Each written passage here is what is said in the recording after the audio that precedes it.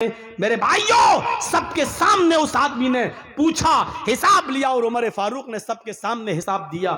حساب زندوں سے لیا جاتا ہے، مردوں سے نہیں۔ مردے تو مر گئے، وہ اپنے کرم جو کیا ہے اس کے حق وہ بھگتے، اچھا کیا تو اچھا، برا کیا تو برا، لیکن زندوں سے حساب لیا جاتا ہے۔ آپ زندہ قوم ہیں، محاسبہ کریے، محاسبہ۔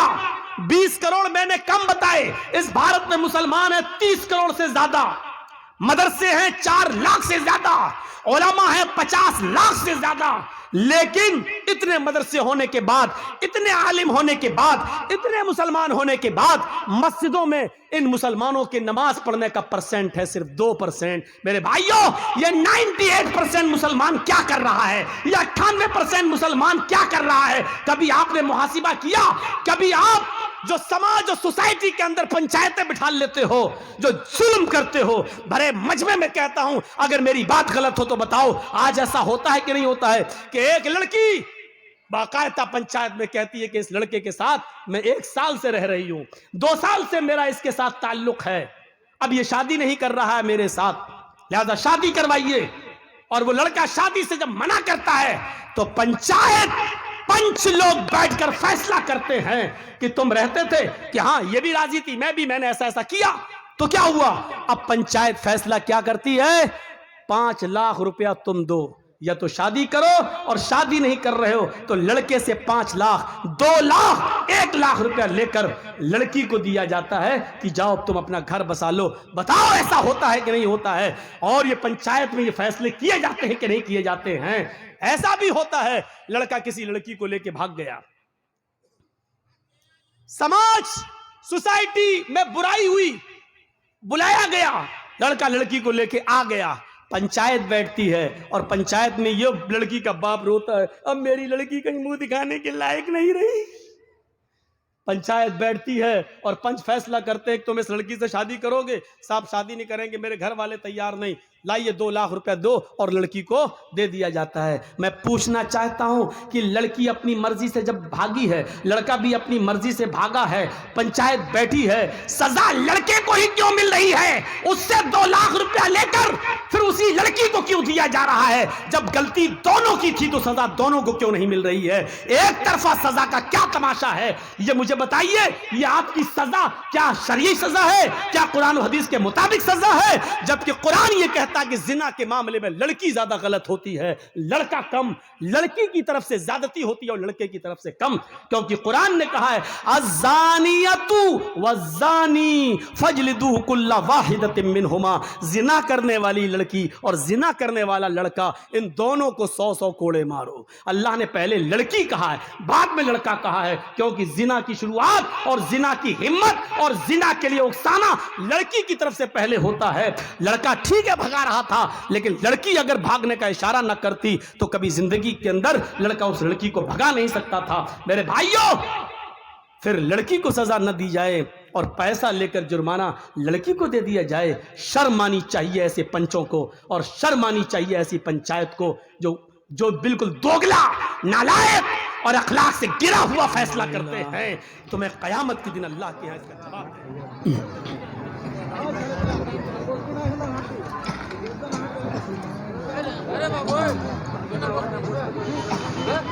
الحمد لله نحمده ونستعينه ونستغفره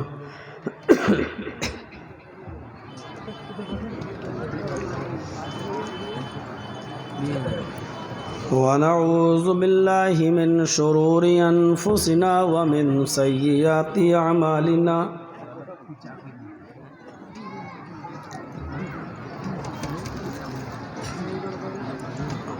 من يهده الله فلا مضل له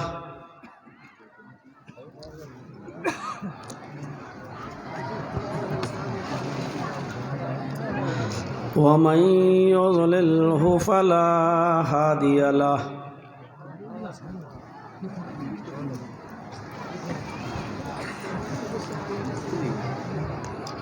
وأشهد أن لا إله إلا الله وحده لا شريك له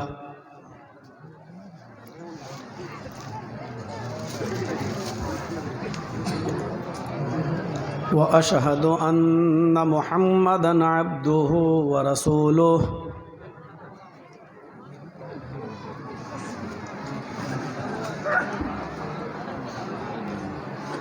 أما بعد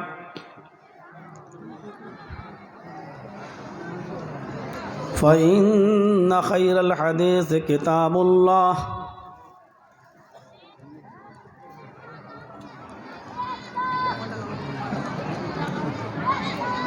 وخير الهدي هدي محمد صلى الله عليه وسلم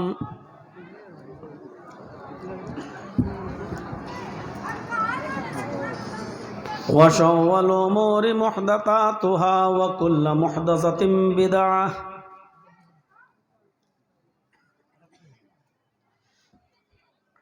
وكل بدعة ضلالة وكل ضلالة في النار.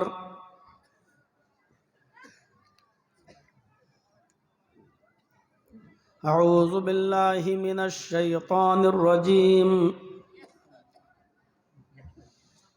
بسم الله الرحمن الرحيم.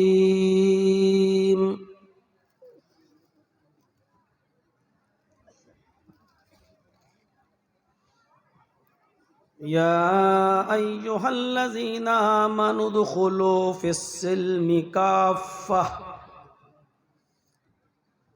ولا تتبعوا خطوات الشيطان إنه لكم عدو مبين.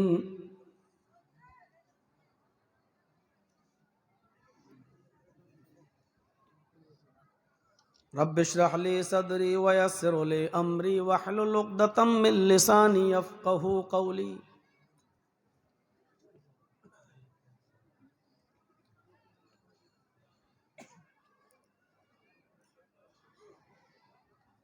معزز معقر علماء کرام،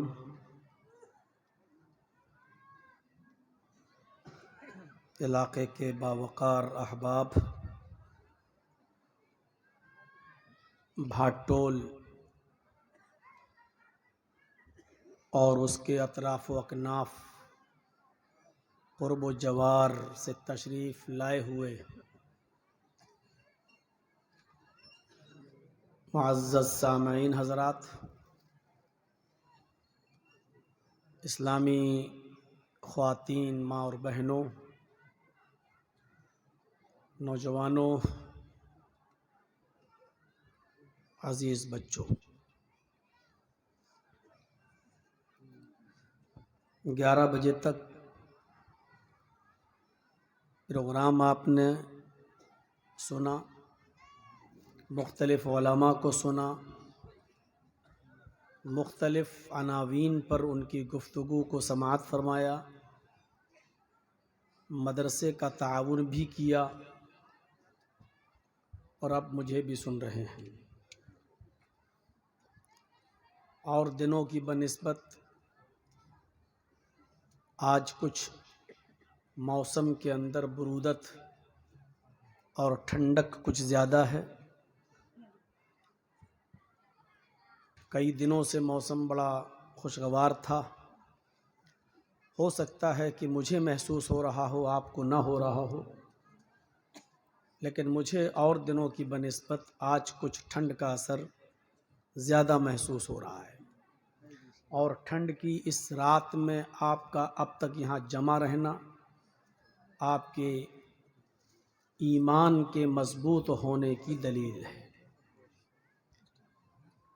اس بات کی طرف آپ کا بیٹھنا اشارہ کر رہا ہے کہ آپ قرآن سننا چاہتے ہیں، حدیث سننا چاہتے ہیں، کتاب و سنت کو سن کر اس کو آپ اپنی عملی زندگی میں اپنانا چاہتے ہیں.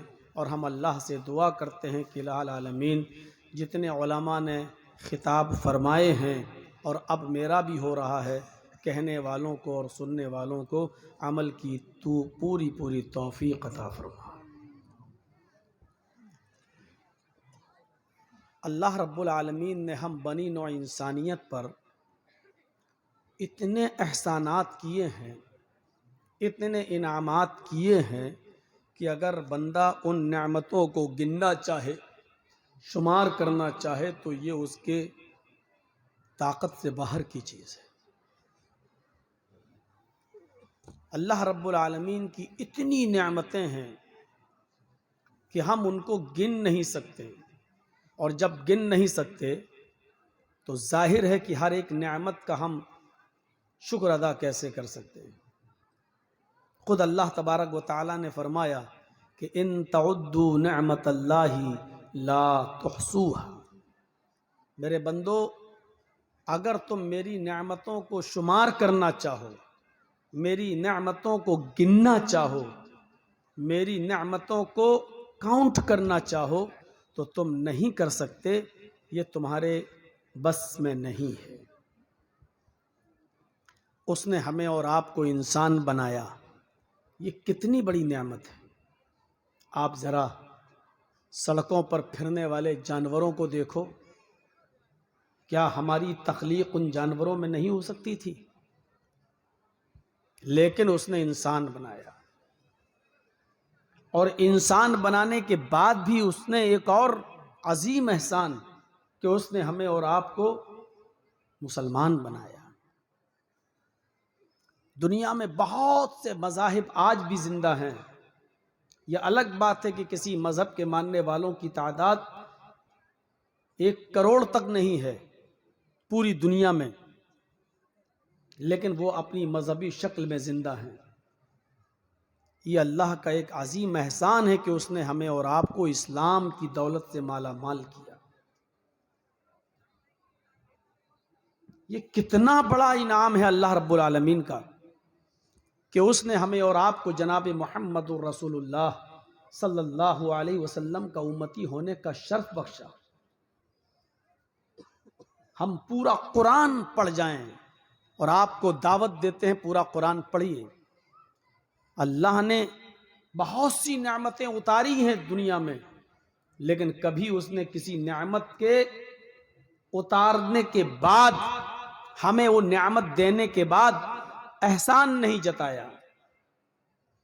صرف ایک موقع پر احسان جتایا ہے اللہ نے۔ یہ سورج جو ہماری موجودہ زمین سے 9 کروڑ 30 لاکھ میل کی بلندی پر ہے، جس کی روشنی ہمیں اور آپ کو ملتی ہے، جس کی 1 crore 40 lakh degree centigrade گرمی ہمیں اور آپ کو ہر وقت ملتی ہے۔ ہمارے کھیتوں اور ہمارے کھلیانوں میں اسی سورج کی گرمی سے اناج پکتا ہے، اسی سورج کی گرمی کی حرارت ہماری زمین کو بھی چاہیے ہوتی ہے، لیکن اللہ نے اتنی عظیم نعمت دی سورج، یہ نہیں کہا میرے بندو میں نے احسان کیا۔ یہ چاند جو ہماری موجودہ زمین سے 2,40,000 میل کی بلندی پر ہے، جس کی برودت اور ٹھنڈک ہم محسوس کرتے ہیں، لیکن اس نے یہ نہیں کہا کہ میرے بندو میں نے چاند دے کر تم پر بہت بڑا احسان کیا۔ رات دن ستارے سیارے سب اس نے دیے، لیکن احسان نہیں جتایا۔ آسمان سے موسلا دھار بارش، وہ بھی ایک متعینہ مقدار کے اندر، ایک لمیٹڈ مقدار کے اندر ہمارے کھیتوں کو پہنچتی ہے، اور اس سے ہمارا اناج، ہمارا غلہ پیدا ہوتا ہے۔ اس نے یہ نہیں کہا کہ میرے بندوں میں نے بارش برسائی تو یہ بہت بڑا احسان کیا۔ آج سے تقریباً 70-80 سال پہلے جب انگریزوں کا زمانہ تھا اور قحط پڑ گیا تھا بھارت کے اندر، تو سائنٹسٹ لوگوں نے، اس زمانے کے سائنٹسٹ لوگوں نے سمندر کے، بمبئی میں جو سمندر ہے، اس سمندر کے پانی کی بھاپ بنا کر مصنوعی بدلیاں بنائی تھیں. سمندر کے پانی سے جو بھاپ اڑتی ہے اس بھاپ سے مصنوعی آرٹیفیشل بدلیاں بنائی تھیں اور ان بدلیوں سے صرف 15 منٹ کے لیے بارش کی تھی, وہ بھی صرف بامبے کے اندر. غور سے سنیے, بمبئی کے سمندروں سے اٹھنے والے پانی کی بھاپ سے آرٹیفیشل بدلیاں, مصنوعی بدلیاں بنائی گئیں اور ان بدلیوں سے بمبئی میں پانی برسایا گیا. 15 منٹ صرف پانی برسایا.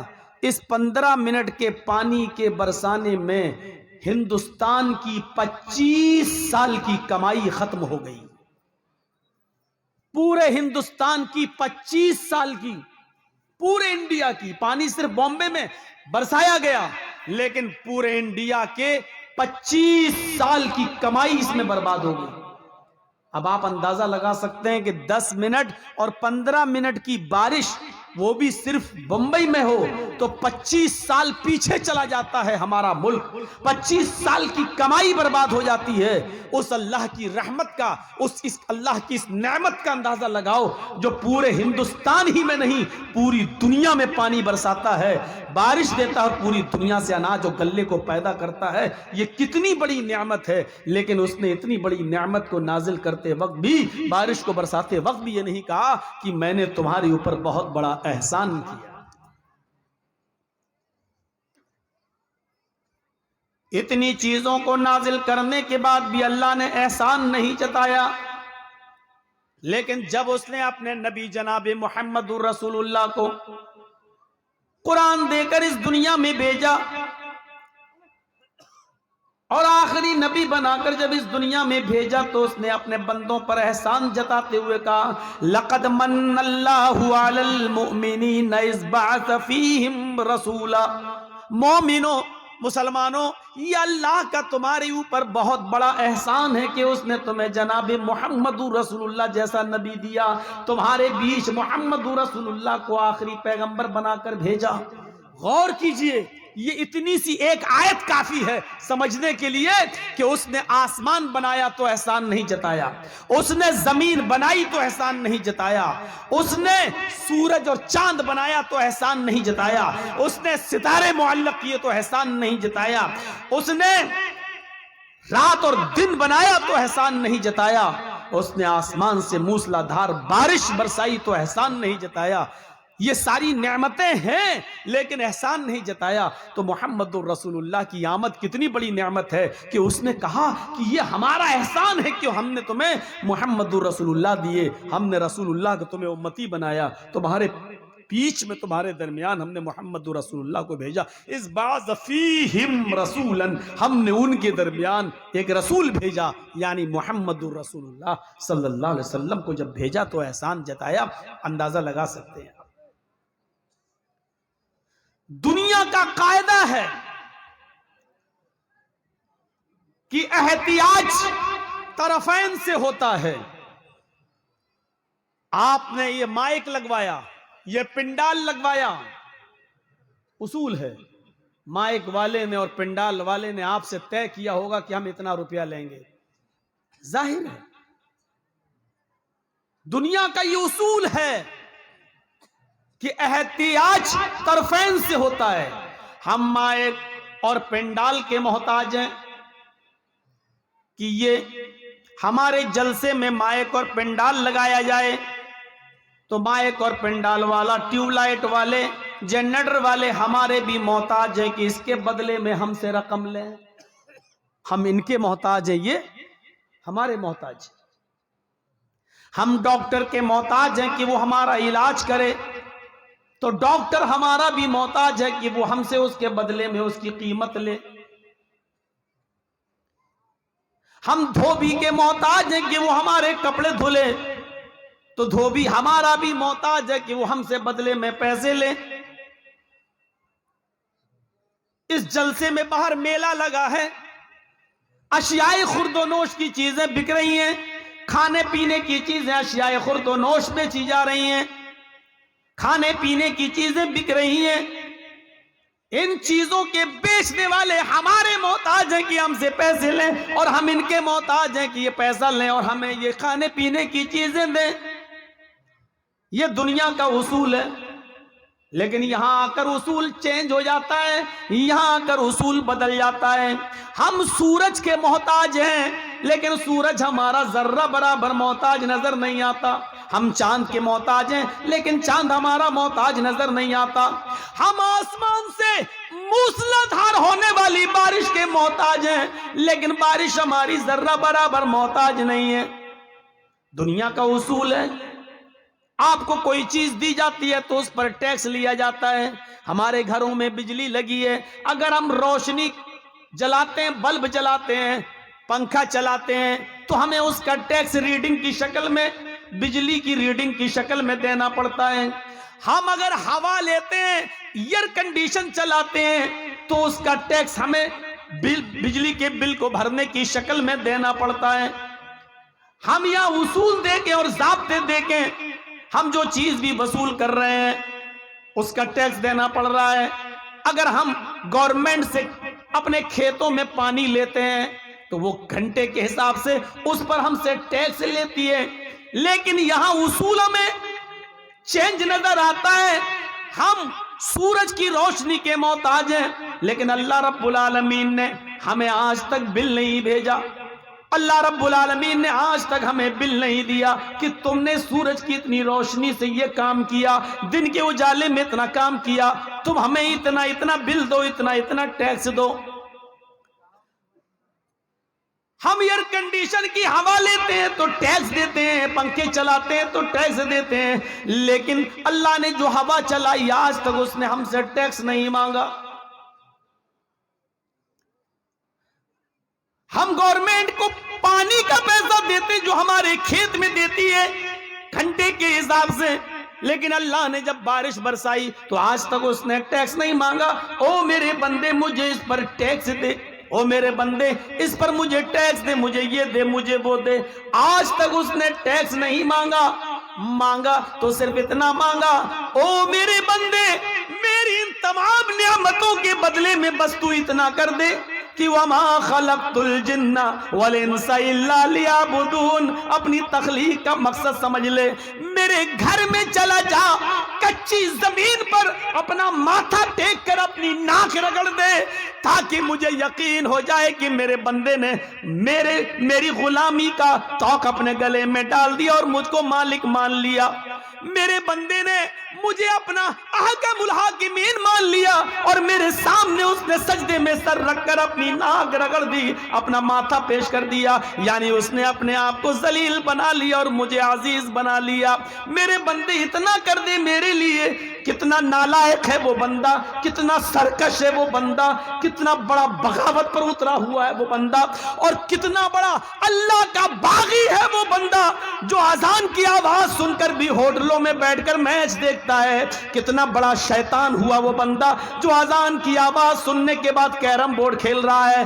کتنا بڑا باغی اور سرکش ہے وہ بندہ جو حی علی الصلاۃ کی آواز سن کر اللہ سے جنگ کا اعلان کرتا ہے اور اپنی غلامی اور اپنے مالک کو مالک ماننے کے لیے تیار نہیں ہے۔ میرے پیارے ساتھیوں، اتنی بڑی بغاوت کے باوجود اس کے صبر کا باندھ ٹوٹتا نہیں ہے۔ وہ ہمارے اوپر چاہے تو پتھروں کے عذاب سے ہمیں ہلاک کرنے پر قادر ہے، وہ آگ کی بارش کرنے پر بھی ہم پر قادر ہے، لیکن اس کے باوجود بھی وہ صبر کا باندھ نہیں ٹوٹتا اور ہمارا خیال رکھے ہوئے ہیں۔ اندازہ لگائیے آپ اور سوچئے کہ ہم کتنی بڑی بغاوت پر اترے ہوئے ہیں، اور اس کے باوجود 70 سال کے ایک مریض کو ہارٹ کی بیماری ہوتی ہے، ڈاکٹر نے ایکو کروایا، ہارٹ کی جانچ کروائی، اور کروانے کے بعد اس نے کہہ دیا کہ تمہارے ہارٹ کا آپریشن ہوگا۔ اس نے آپریشن کر دیا، آپریشن کامیاب ہو گیا۔ جب ایک ڈاکٹر اس 70 سال کے بزرگ کے پاس جاتا ہے تو اس کو 8 لاکھ روپے کا بل پکڑا دیتا ہے، لیجئے آپ کے ہارٹ کے آپریشن میں یہ خرچہ آیا ہے۔ اس 70 سال کے بزرگ نے جب اپنا بل دیکھا تو اس کی آنکھوں میں آنسو آ گئے۔ डॉक्टर ने कहा भाई क्यों रो रहे हो, परेशान क्यों होते हो, अगर इस बिल में ज्यादती है और तुम इतना नहीं दे पाते हो तो 1-2-3 लाख रुपए हम कम कर देते हैं, चलो ऐसा करो कि हम 2 लाख डिस्काउंट कर देते हैं, तुम 6 लाख दो। इस 70 साल के बुजुर्ग ने जवाब दिया, नहीं नहीं डॉक्टर साहब, बिल 8 लाख का है इसलिए मैं नहीं रो रहा हूं, हम तो 10 लाख का बिल भी अदा कर सकते थे, लेकिन रोना मुझे सिर्फ इस बात पे आ रहा है कि आपने आज थोड़ी देर के लिए मेरे दिल को संभाला तो उसका बिल 8 लाख की शक्ल में मुझे दे दिया। मेरे रब ने 70 साल तक वो मेरे दिल को कंट्रोल किया रहा, मेरे दिल को संभाले रहा, वो मेरे दिल की हरकत को बरकरार रखे रहा, न ज्यादा होने दिया न कम होने दिया, लेकिन मेरे रब ने 70 साल तक मेरे दिल की हिफाजत की। लेकिन आज तक उसने मुझे कोई बिल नहीं दिया, आज तक उस परवरदिगार ने मुझे कोई टैक्स के लिए पे अदा करने के लिए कुछ नहीं दिया।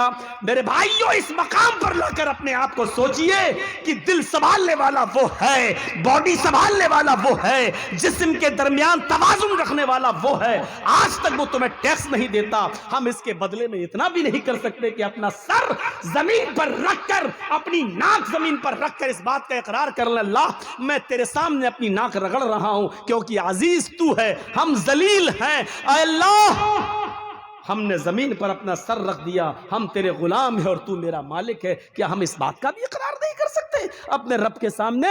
ये हमें और आपको सोचना पड़ेगा, हमें और आपको इस चीज की तरफ गौर करना पड़ेगा कि हम अल्लाह की कितनी बड़ी नेमतों के पाने के बावजूद हम उसका हक अदा नहीं कर पा रहे।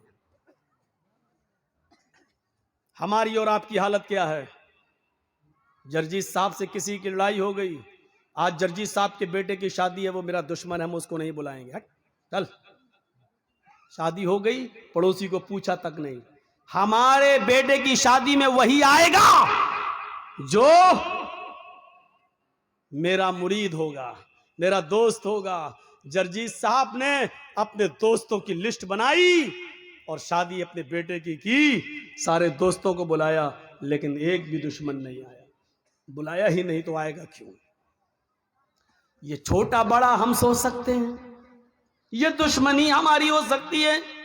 हम अपने दुश्मन को देखना गवारा नहीं करते, हम अपने दुश्मन को अपने दस्तरखान पर बिठाना गवारा नहीं करते, लेकिन जरा रब की रहमत पर नजर डाल के देखो, वो कहता है अल्हम्दुलिल्लाहि रब्बिल आलमीन। और दुनिया वालों, मैं सिर्फ मुसलमानों का रब नहीं हूँ, मैं हिंदुओं का भी रब हूँ, मैं ईसाइयों का भी रब हूँ, मैं क्रिश्चियन का, मैं जैनियों का और मैं सिखों का भी रब हूँ। अगर एक मुसलमान को मैं खिलाता हूँ तो एक हिंदू को भी मैं खिलाता हूँ, एक ईसाई को भी मैं खाने को देता हूँ।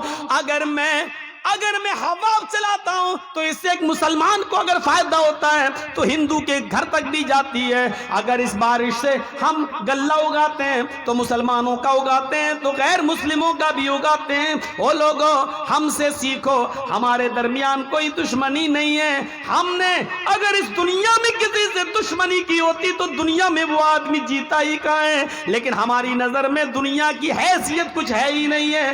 लौकानत दुनिया तादिलु इंदल्लाहि जनाह बऊज़तिन मा सका काफिरम मिनु शुरबत माइन। ओ दुनिया वालों, अगर अल्लाह की नजर में मक्खी के एक पर के बराबर, मच्छर के एक पर के बराबर भी इस दुनिया की इज्जत होती, अल्लाह इस दुनिया को मच्छर के पर के बराबर भी अगर इज्जत देता, अगर मच्छर के पर के बराबर भी इस दुनिया की शान शौकत अल्लाह की नजर में होती, तो मा सका काफिरम मिनु शुरबत माइन, तो अल्लाह इस दुनिया से किसी काफिर को एक घूंट पानी भी नहीं पिलाता।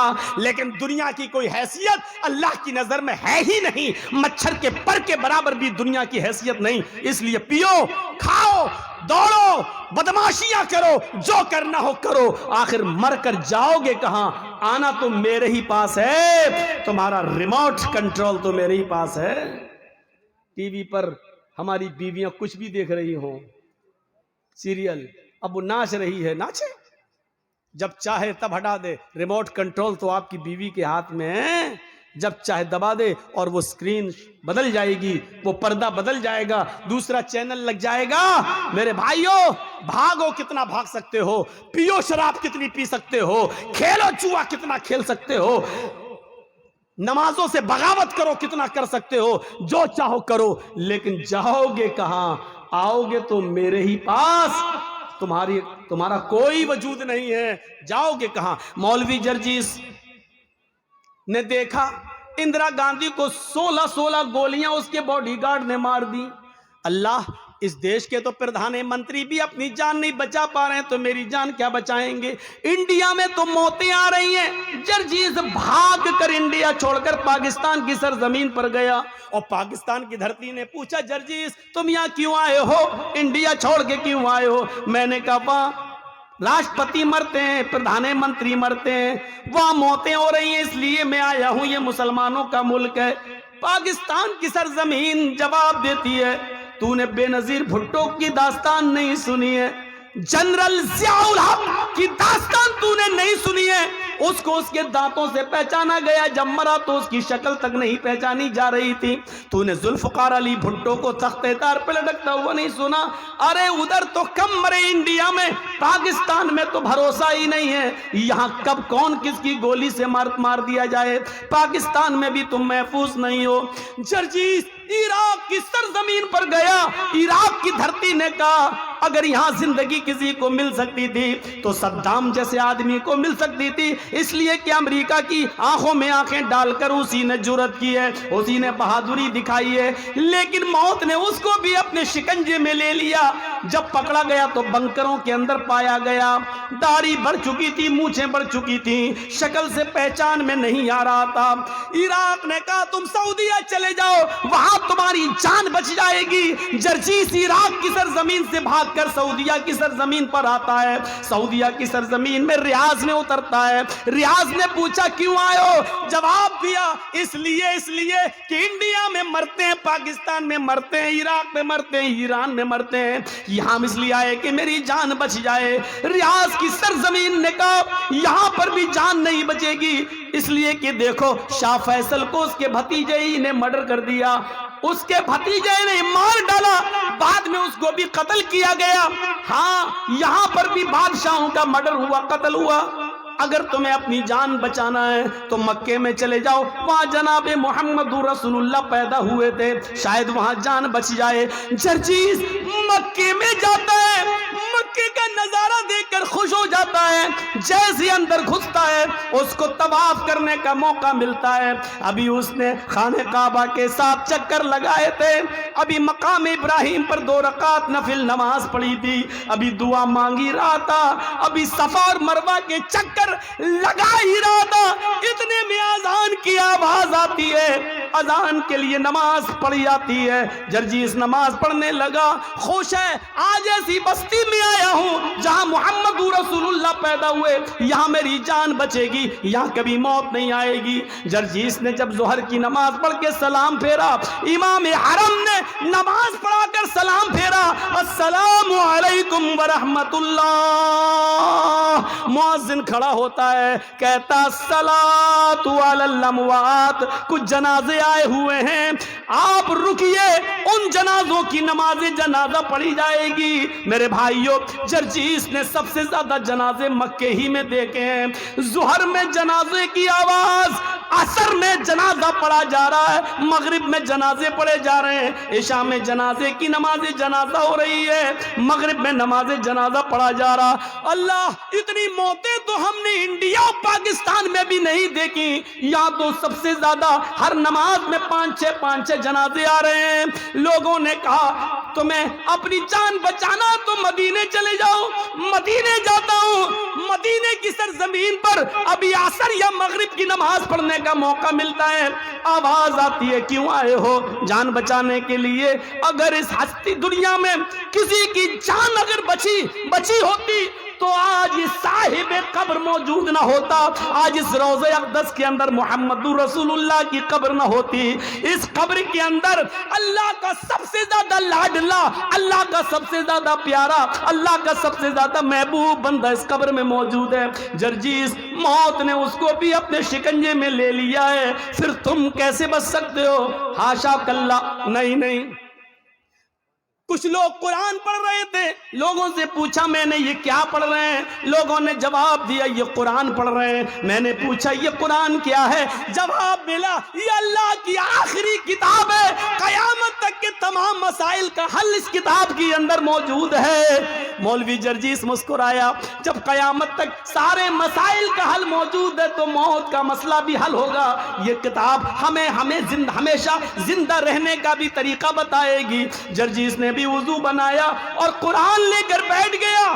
نیت تو یہ تھی کہ زندگی بھر زندہ رہیں، کبھی موت نہ آئے، قرآن میں ایسی آیت مل جائے۔ لیکن جرجیس جب قرآن پڑھ رہا تھا تو قرآن نے بھی ڈنکے کی چوٹ پر اعلان کر کے کہہ دیا اینما تکونوا یدرککم الموت ولو کنتم فی بروج مشیدہ۔ نہیں جرجیس، موت سے بچنے کا کوئی راستہ قرآن میں بھی نہیں ہے۔ تم جہاں بھی ہو، جس جگہ بھی رہو، موت تمہیں ادھر آ جائے گی، پکڑ کے رہے گی۔ چاہے پہاڑوں کی کوہ میں چلے جاؤ، سمندر کی تاریکیوں میں چلے جاؤ، آسمان کی بلندیوں پر کمن ڈال دو، چاند پہ رہنے لگو یا سورج تک پہنچ جاؤ، کہکشاؤں تک پہنچ جاؤ، انترکش تک پہنچ جاؤ، کہیں بھی چلے جاؤ، جہاں تم جا رہے ہو موت تمہارے پیچھے پیچھے جا رہی ہے۔ قل ان الموت الذی تفرون منہ فانہ ملاقیکم۔ تم جس موت سے بھاگ رہے ہو بھاگ نہیں سکتے، تم جہاں کھڑے ہو وہی موت تم سے ملاقات کرنے کے لیے، وہ تم سے زیادہ تیز اسپیڈ میں دوڑ رہی ہے، وہ تم سے زیادہ تیز اسپیڈ میں آ رہی ہے، وہ تم سے زیادہ تیز اسپیڈ میں تمہارا سفر کر رہی ہے، تمہارے پاس آ کر رہے گی، تمہیں اپنے شکنجے میں لے کر رہے گی، تم سے مل کر رہے گی۔ فَإِنَّهُ مُلَاقِيكُمْ، وہ تم سے ملاقات کر کے رہے گی۔ ملاقات کس کو کہتے ہیں؟ السلام علیکم۔ وعلیکم السلام۔ آپ نے ہم سے ہاتھ ملایا، ہم نے آپ سے ہاتھ ملایا، آپ نے ہم کو دیکھا، ہم نے آپ کو دیکھا، یہ ہے ملاقات۔ آپ نے میری آنکھوں میں آنکھیں ڈالی، ہم نے آپ کی آنکھوں میں آنکھیں ڈالی، یہ ہے ملاقات۔ فَإِنَّهُ مُلَاقِيكُمْ، موت تم سے ملاقات کرے گی۔ اس کا ترجمہ میں یوں بھی کر سکتا ہوں کہ موت تمہاری آنکھوں میں آنکھیں ڈال کر رہے گی، یعنی موت تمہیں اپنی نظروں سے تمہاری آنکھوں میں آنکھیں ڈالے گی اور تمہاری روح اس وقت نکلے گی۔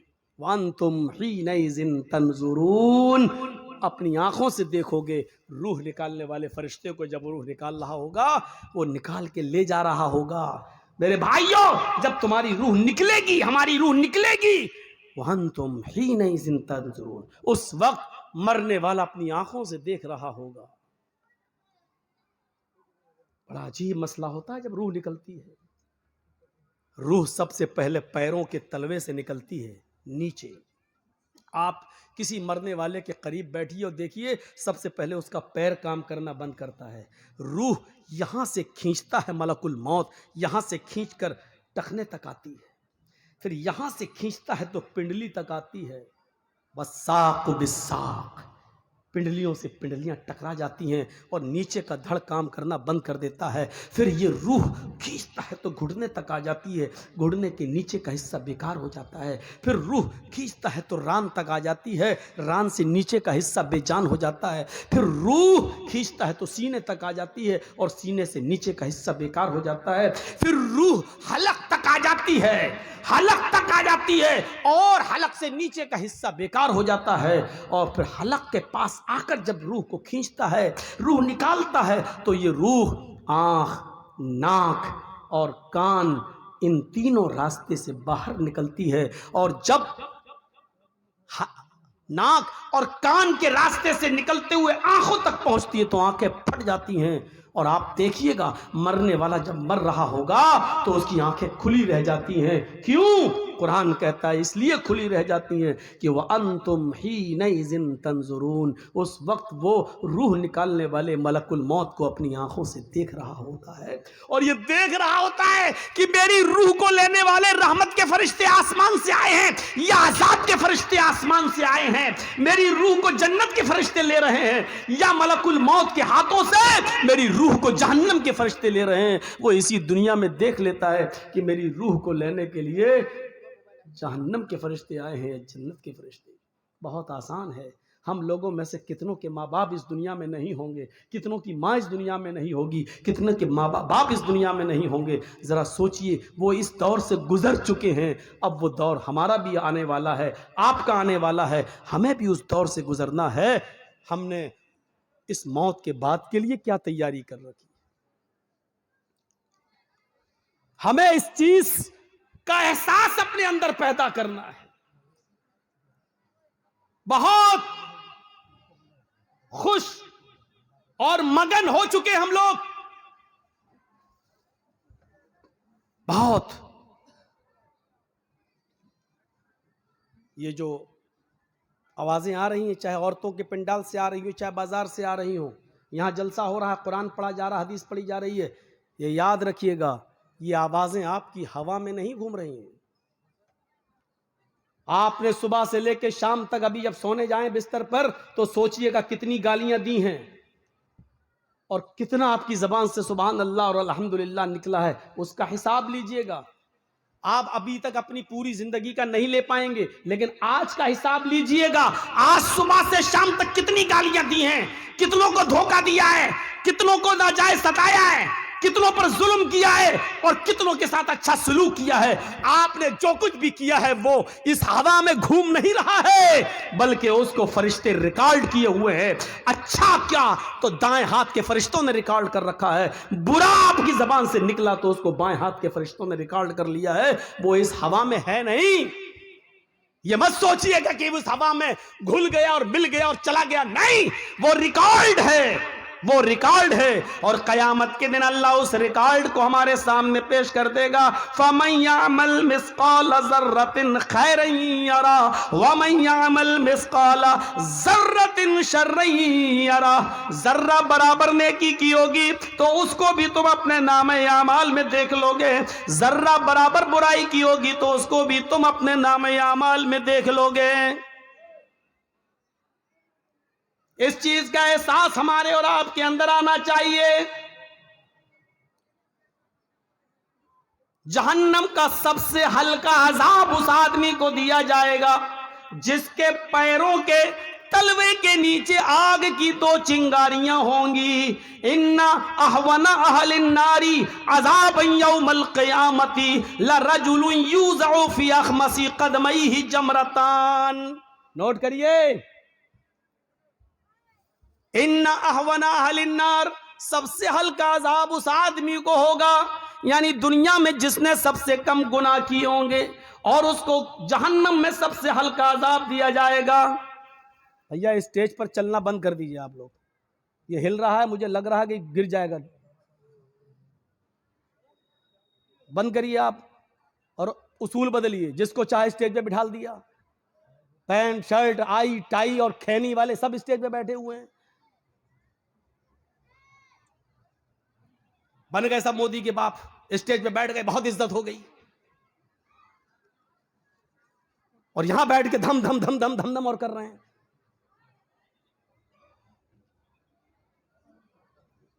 ان اہون اہل النار عذابا یوم القیامت، سب سے ہلکا عذاب اس آدمی کو دیا جائے گا قیامت کے دن۔ لرجل یوزع فی اخمص قدمیہ جمرتان، جس کے پیروں کے تلووں کے نیچے آگ کی دو چنگاریاں رکھ دی جائیں گی۔ چنگاری، کبھی بیڑی پیے ہو؟ ہاں، وہ تو بہت لوگ ہوں گے ایسے۔ مولانا صاحب کسی کو کھڑا کر کے پوچھو، کہے گا ہاں ہاں ہاں مولانا صاحب غلطی ہو گئی، آئندہ نہیں پیئیں گے، لیکن ابھی تو کہے گا ہاں پیتے ہیں۔ چنگاری دیکھی آپ نے؟ ایک آدھ چنگاری اٹھتی ہے، انگارے کی بات نہیں کر رہا ہوں میں، انگارہ تو اتنا بڑا ہوتا ہے، کوئلہ آپ نے جلایا وہ انگارہ ہے، وہ تو بہت بڑا ہو گیا۔ آگ کی دو چنگاری دو پیروں کے نیچے، ان تلووں کے نیچے رکھ دی جائے گی. یہ کون آدمی ہوگا معلوم ہے؟ جس نے سب سے کم گناہ کیے ہوں گے اور دنیا جہنم میں جس کو سب سے ہلکا عذاب ہو رہا ہوگا. ہم لوگوں نے سب سے کم گناہ کیے ہیں، یہ تو بعد ہی میں پتہ چلے گا کم کیے کہ زیادہ کیے. دو چنگاریاں رکھی جائیں گی اور ان دونوں چنگاریوں کا حال کیا ہوگا؟ یغلی منہما دماغہ، ان دونوں چنگاریوں سے اس کا دماغ کھول رہا ہوگا ہانڈی کی طرح. جیسے گوشت ابلتا ہے نا، ہانڈی میں آپ گوشت رکھ دیجئے اور تھوڑی دیر کے لیے آگ پر رکھ دیجئے، اس کے بعد دیکھیے ہو آواز آتی ہے نا چولہے پر آواز. یغلی منہما دماغہ، ان دونوں چنگاریوں سے اس کا دماغ کھول رہا ہوگا. یرا انہ اشد عذابا، وہ سمجھ رہا ہوگا پوری جہنم میں سب سے زیادہ سخت عذاب مجھی کو دیا جا رہا ہے.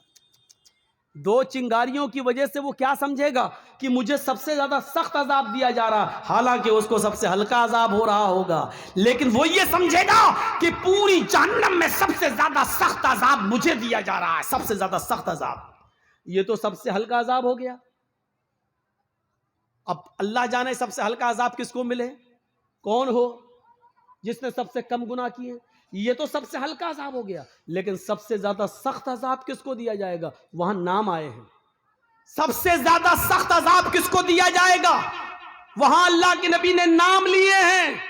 ان اشد عذابا یوم القیامت المصورون. آخرت کے اندر سب سے زیادہ سخت عذاب، سب سے زیادہ ہارڈ عذاب اس کو دیا جائے گا جو دنیا میں تصویریں بنایا کرتا ہے، جو دنیا میں تصویریں لیا کرتا ہے. کھل کر کیوں نہ کہہ دوں، جو اپنے موبائلوں میں سیلفی لیتا ہے، فوٹو کھینچتا ہے، کسی مولوی کے ساتھ وہ سیلفی لے کر فخر کرتا ہے، اپنی دکان میں مولانا کو بٹھا کے سیلفی لے کے اس کے پرچار کرتا ہے.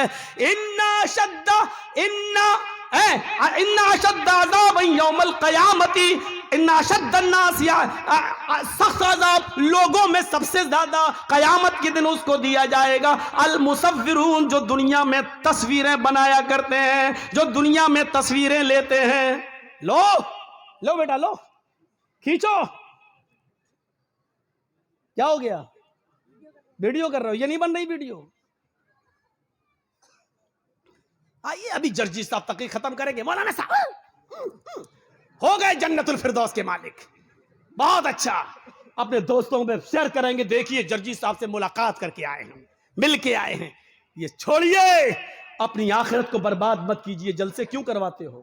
اگر یہ سخت بات سننے کے حق میں نہیں سننے کی طاقت نہیں ہے تو جلسے کرانا چھوڑ دو،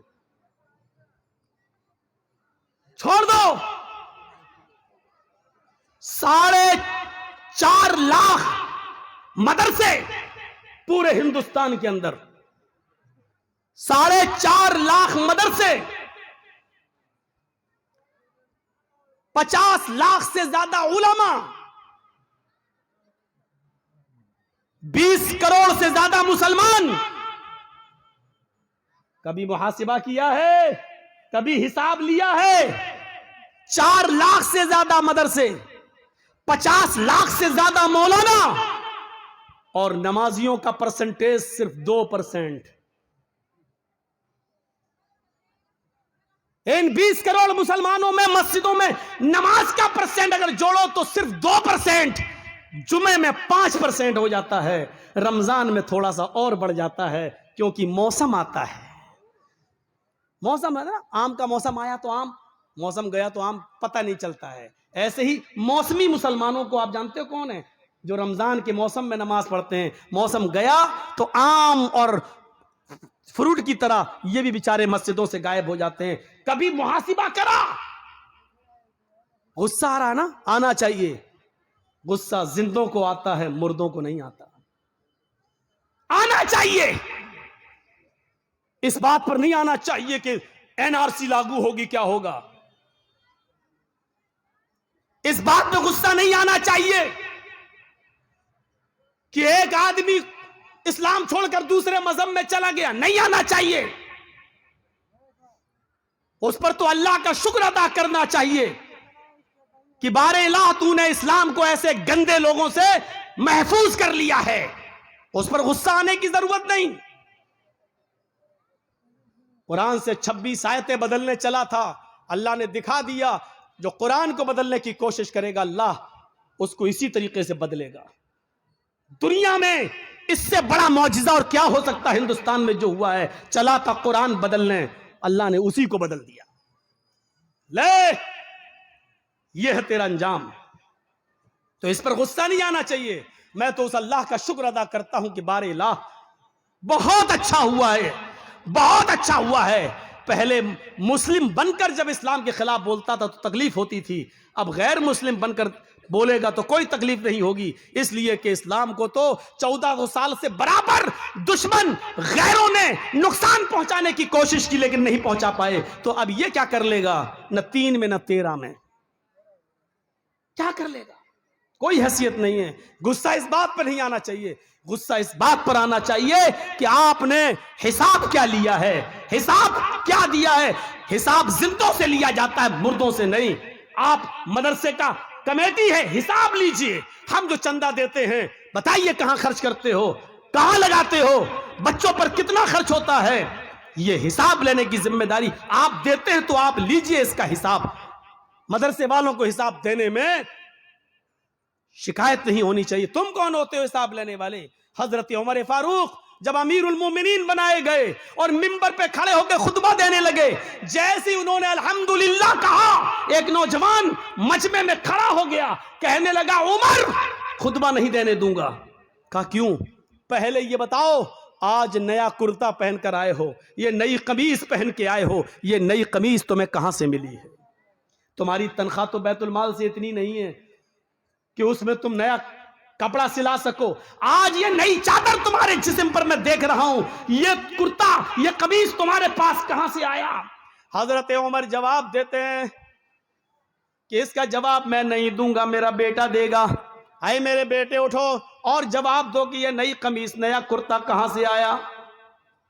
بیٹا اٹھتا ہے اور جواب دیتا ہے، اے لوگوں سنو، بیت المال میں بہت سی چادریں آئی ہوئی تھیں اور ان چادروں میں سب کو مسلمانوں میں بٹنا تھا، تو وہ چادریں جب بٹی تو سب کو ایک ایک چادر ملی، میرے باپ کو بھی اس میں ایک چادر ملی، سب کو ایک ایک چادر دی گئی، میرے باپ کو بھی ایک چادر ملی، اسی چادر کی انہوں نے قمیص بنا لی۔ حضرت عمر نے کہا نوجوان کیا اب میں خطبہ دے سکتا ہوں؟ تم نے میری صفائی میرے بیٹے کی طرف سے سن لی، اب جواب دے، اب میں خطبہ شروع کروں؟ کہا نہیں۔ کہا کیوں؟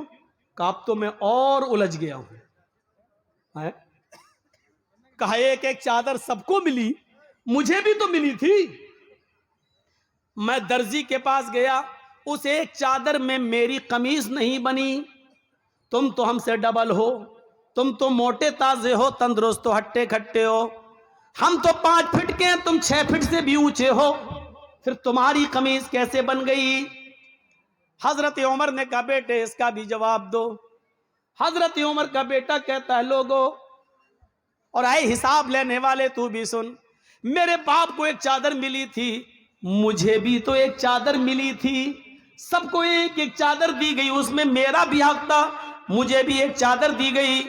میں نے اپنے باپ کی قمیص میں کئی جوڑ لگے ہوئے دیکھے، پیبند لگے ہوئے دیکھے، تو مجھے اپنے باپ کی قمیص پر بڑا افسوس ہوتا تھا کہ میرے باپ کے پاس کوئی کپڑا نہیں ہے، تو میں نے اپنے باپ کو اپنی بھی چادر دے دی، اپنی چادر اور میری چادر دونوں چادریں ملا کر میرے باپ نے قمیص بنا لی۔ حضرت عمر نے کہا نوجوان اب کیا کہتے ہو، اب میں خطبہ دوں؟ وہ نوجوان بیٹھ گیا، امیر المومنین اب آپ خطبہ دیجئے، اللہ کی قسم مجھے فخر ہے کہ میرا امیر ایسا ہے کہ جس نے امانت میں خیانت نہیں کی ہے، جس نے ایک پیسے کی بھی امانت میں خیانت نہیں کی ہے، کپڑے کے ایک تار کی بھی امانت میں خیانت نہیں کی ہے۔ اب آپ خطبہ دیجئے۔ میں نے یہ سب کے سامنے اس لیے پوچھا تاکہ آپ کی صفائی سب کے سامنے آ جائے۔ میرے بھائیوں سب کے سامنے اس آدمی نے پوچھا، حساب لیا، اور عمر فاروق نے سب کے سامنے حساب دیا۔ حساب زندوں سے لیا جاتا ہے، مردوں سے نہیں، مردے تو مر گئے، وہ اپنے کرم جو کیا ہے اس کے حق وہ بھگتے، اچھا کیا تو اچھا، برا کیا تو برا، لیکن زندوں سے حساب لیا جاتا ہے۔ آپ زندہ قوم ہیں، محاسبہ کریے، मुहासिबा 20 करोड़ मैंने कम बताए, इस भारत में मुसलमान है 30 करोड़ से ज्यादा, मदरसे हैं 4 लाख से ज्यादा, उलमा है 50 लाख से ज्यादा, लेकिन इतने मदरसे होने के बाद, इतने आलिम होने के बाद, इतने मुसलमान होने के बाद मस्जिदों में इन मुसलमानों के नमाज पढ़ने का परसेंट है सिर्फ 2%। मेरे भाइयों, ये 98% मुसलमान क्या कर रहा है, या 98% मुसलमान क्या कर रहा है? कभी आपने मुहासिबा किया? कभी आप जो समाज और सोसाइटी के अंदर पंचायतें बिठा लेते हो, जो जुल्म करते हो, भरे मजमे में कहता हूं, अगर मेरी बात गलत हो तो बताओ, आज ऐसा होता है कि नहीं होता है कि एक लड़की बाकायदा पंचायत में कहती है कि इस लड़के के साथ मैं 1 साल से रह रही हूं, 2 साल से मेरा इसके साथ ताल्लुक है, अब ये शादी नहीं कर रहा है मेरे साथ, लिहाजा शादी करवाइए। और वो लड़का शादी से जब मना करता है तो पंच लोग बैठकर फैसला करते हैं कि तुम रहते थे कि हाँ ये भी राजी थी, मैं भी, मैंने ऐसा ऐसा किया, तो क्या हुआ? अब पंचायत फैसला क्या करती है? 5 लाख रुपया तुम दो, या तो शादी करो, और शादी नहीं कर रहे हो तो लड़के से 5 लाख, 2 लाख, 1 लाख रुपया लेकर लड़की को दिया जाता है कि जाओ तुम अपना घर बसा लो। बताओ ऐसा होता है कि नहीं होता है? और ये पंचायत में ये फैसले किए जाते हैं कि नहीं किए जाते हैं? ऐसा भी होता है, लड़का किसी लड़की को लेके भाग गया, समाज सोसाइटी में बुराई हुई, बुलाया गया, लड़का लड़की को लेके आ गया, पंचायत बैठती है और पंचायत में ये लड़की का बाप रोता है, अब मेरी लड़की कहीं मुंह दिखाने के लायक नहीं रही।